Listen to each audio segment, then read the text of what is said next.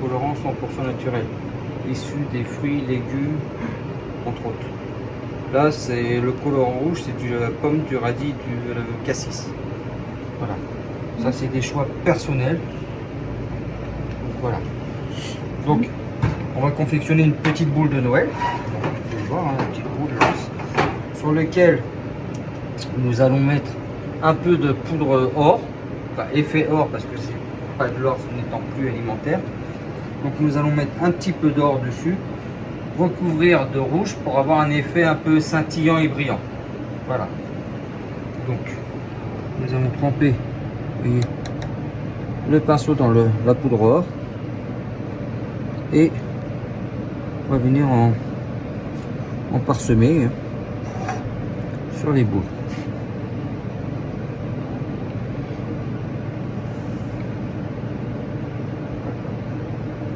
Voilà. Tac. Nous allons retourner l'excédent et garder une fine couche. Pardon. C'est moi. Voilà.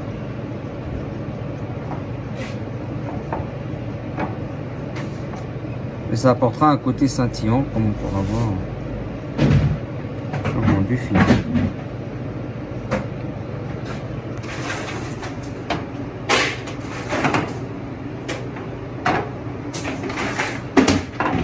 Sur ce côté scintillant, nous allons mettre du rouge.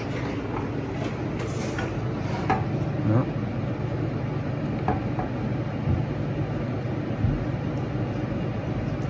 Déjà pour fixer et pour avoir un aspect un peu bordeaux et non pas chocolat comme on peut voir d'habitude.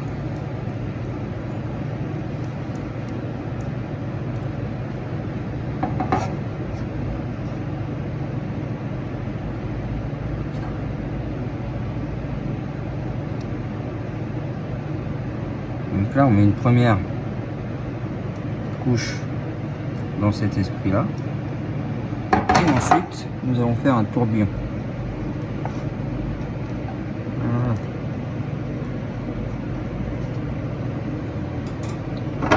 Donc voilà, on va laisser prendre quelques minutes avant de donner la couche de chocolat. Une fois que nous avons fait les décors, donc nous allons mettre le chocolat dedans puis le retourner pour pouvoir garder vraiment l'épaisseur voulue.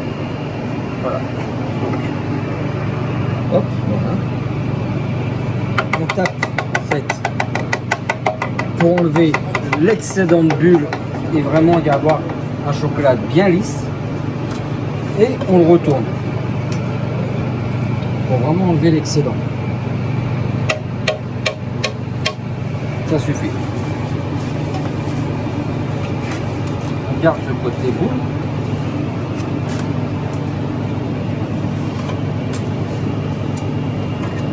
Voilà. Très bien. Et donc maintenant, il faut laisser refroidir. On va laisser refroidir. On le met une première fois sur une feuille retournée pour avoir une petite collerette pour pouvoir après par-dessus bien les coller ensemble.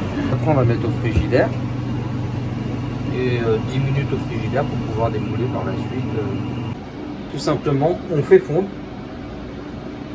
les deux extrémités. Hein. Hop. Et on assemble. Et voilà.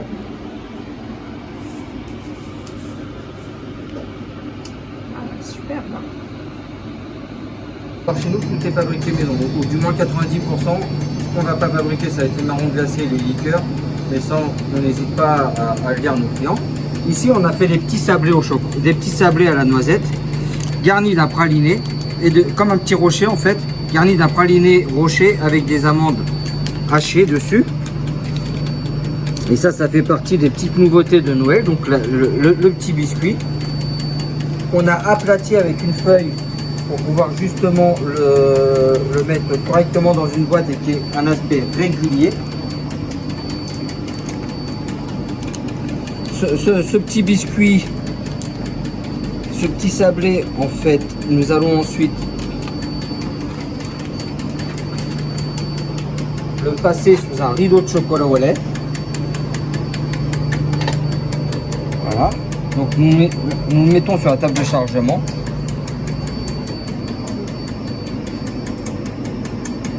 Nous avons une soufflerie qui va faire un petit peu de bruit ce coup-ci pour enlever l'excédent de chocolat. Et ça va nous permettre d'avoir un petit biscuit au chocolat et à la noisette enrobé chocolat au lait.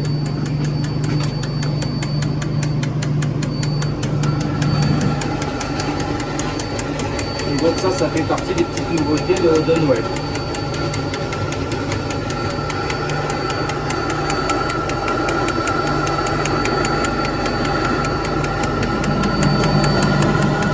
Lui, il est entièrement recouvert. On réceptionne sans bouffée.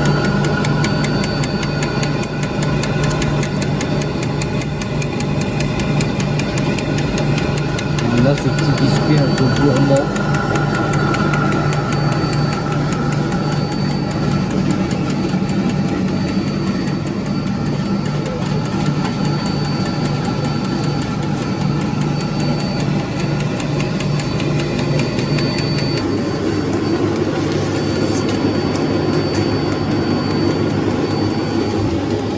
Et voilà.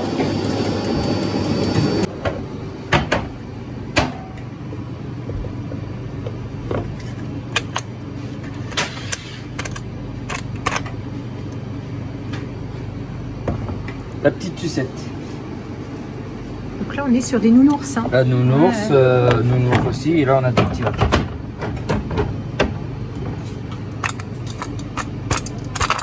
Voilà. Le petit lapin. Le Bugs Bunny. Lapin. Donc Jérôme, vous m'avez parlé de 35 étapes. Oui, en moyenne. À peu près une trentaine d'étapes avant d'arriver donc à la douceur chocolatée qu'on Dans votre- engouffre en 3 secondes de plaisir, c'est ça. C'est tout à fait ça, ouais. On se rend pas compte de la manipulation qu'on peut avoir sur un bonbon de chocolat. Mais alors, la première étape, ça va être la pesée des ingrédients. Donc on va peser les ingrédients. Ensuite, nous allons les mélanger ou créer notre recette. Ensuite, nous allons la cadrer, donc la mettre dans un cadre pour avoir l'épaisseur désirée et pour la laisser reposer. Nous allons retourner cet intérieur une fois le premier séchage, on donne un deuxième temps de séchage. Donc on va retourner l'intérieur pour enlever le papier qu'on a mis dessous pour laisser bien sécher. On va lui faire une première couche de chablon pour donner une petite épaisseur de chocolat pour protéger l'intérieur. Donc on est déjà à 6 étapes, voire 7. Ensuite, nous allons donner la forme. Donc avec une guitare, nous allons les détailler en carré ou rectangle ou rond, peu importe. On va lui donner la forme. On va les laisser encore une fois un peu sécher pour ensuite passer sur la machine, comme on a pu voir les sablés tout à l'heure, une couche de chocolat. Donc on va les charger sur le tapis, on va les réceptionner derrière pour les décorer, pour ensuite les laisser sécher en échelle comme on peut voir là-bas, dans l'échelle ici, les rochers noirs. Une fois que c'est reposé, on va les débarrasser dans des alvéoles. De ces alvéoles, on va les ranger dans la pièce de stockage pour ensuite reprendre et les mettre dans les boîtes d'assortiment, comme on peut voir Céline derrière en train de faire des boîtes, garnir les boîtes. Ensuite, ça part au magasin pour pouvoir être mis en vente. Et nous, on peut les déguster. Et vous pouvez les déguster. Ils seront toujours à bonne température. Et vous me disiez que le travail de l'artisan est surtout fait de patience, en fait. Oui, surtout le chocolat, parce que tout est une question de température. En fait, d'un intérieur à un autre, on n'a pas les mêmes températures de coulage, de fabrication, de temps. Pareil pour le repos et pareil pour l'enrobage. On a tous les jours, on regarde notre hygrométrie pour pouvoir essayer de juger en fonction du temps de dehors, pour essayer de juger nos machines en fait. Et donc, pour nous, le temps, le repos, voilà, on a fait une boule de Noël Il faut que ça repose. Maintenant, il faut attendre que le chocolat se rétracte pour pouvoir démouler. Et là, c'est 10 minutes, un quart d'heure minimum en fonction du chocolat. Pareil pour le temps de séchage dans une échelle, il faut 2-3 heures en fonction d'eux. Mais nous, le repos est le plus important. Ne pas aller plus vite que la musique. Merci beaucoup pour votre accueil, Jérôme. Avec grand plaisir. Voilà, donc la confection des boîtes qui avance. Après l'atelier, le conditionnement.